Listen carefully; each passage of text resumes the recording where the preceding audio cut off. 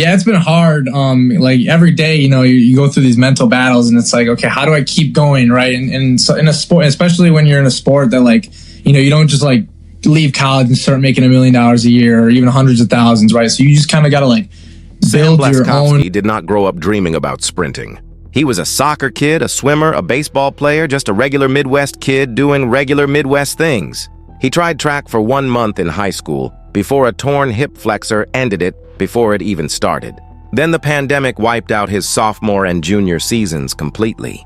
Then his entire senior season got pushed all the way back to July after every college recruiting window in the country had already shut. And somehow, in the middle of all that mess, he still wins the Wisconsin State Championship, running 10.83 in the 100 and 21.99 in the 200, adding a long jump title on top of it for good measure. 3 state titles in 1 season. Rated a 3-star recruit, good enough that you would think somebody in Division Y picks up the phone. Nobody did. Every Big Ten school kept scrolling. Every Power 5 program passed. The only real interest in Sam Blaskowski came from one school, and it was not even a track decision. University of Wisconsin Lacrosse, Division III, the level where athletic scholarships do not exist. And it happened because his grandparents live a mile down the road. His dad wrestled there, and his mom went to high school right in that same town. That is genuinely how this story starts. A kid who ran fast enough to win everything in his own state, ending up at a school that could not offer him a single cent, because that is just what was in front of him.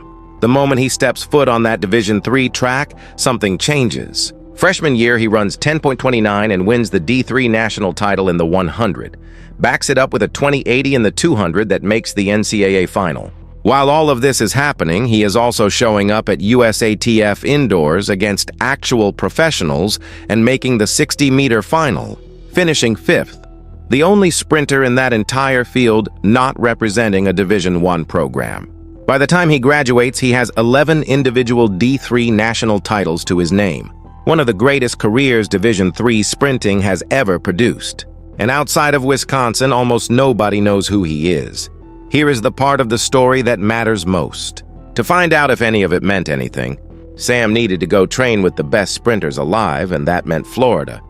And that meant Dennis Mitchell's group at Star Athletics, the same room as Christian Coleman, Kenny Bednarek, Sha'Carri Richardson, and Melissa Jefferson. He had no sponsor and no contract to fund any of that.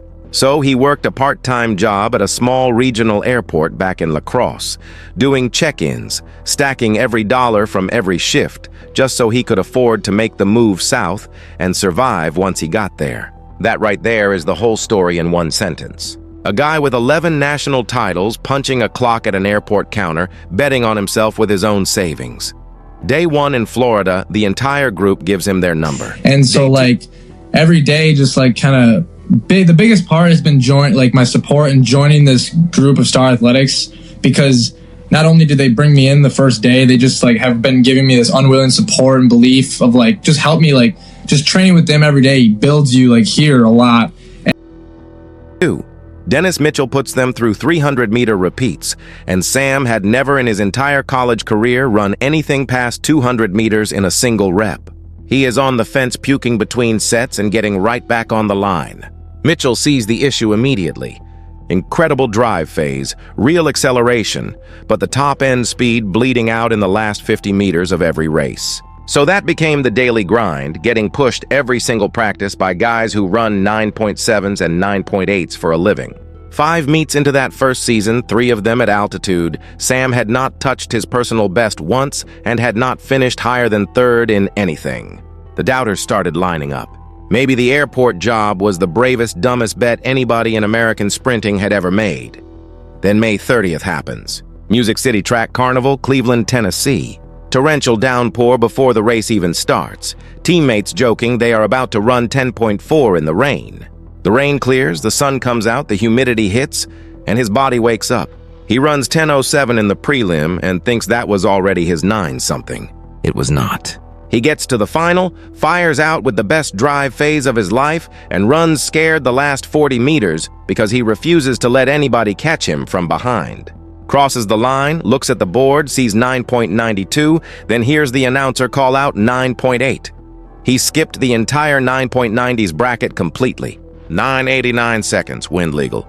That is the exact time it took Noah Lyles to win bronze at the 2025 World Championships in Tokyo. A guy who was working an airport counter 12 months earlier is now the fastest American in the country. 2 weeks later, at the LA Grand Prix, Bednarek wins in 9:72, Coleman runs 9:84, and Sam finishes fourth in 9:91, only 200ths off the race that made him famous, proving Tennessee was not a fluke. And when people online started turning the whole story into a conversation about him being the fastest white sprinter ever recorded, Sam addressed it head-on and said he would rather be talked about as the top American right now, full stop. His goals for the rest of the year are simple. Make the USA Championships final for the first time. Get into the relay pool and chase LA 2028. The Olympics on home soil, in the exact city he has already told people is going to feel like home. Track has never really cared about division the way other sports do. A guy can win everything at the D3 level, and it means almost nothing to the wider world until the clock says otherwise. And the moment the clock says otherwise, none of that history matters anymore. Sam Blaskowski spent years being the guy nobody recruited, working checkpoints at a regional airport just to fund a dream everybody else thought was already over. And now he is standing on start lines with the same 6 or 7 names competing for 3 Olympic spots. So here's what I keep coming back to. If one single Division I coach had made one more phone call back in high school, does any of this even happen the same way? Or does this story only work exactly the way it played out? In the one place that gave him nothing but a mile-long walk to his grandparents' house? Thanks for watching. Subscribe and hit the bell for more sprint stories, training tips, and track highlights.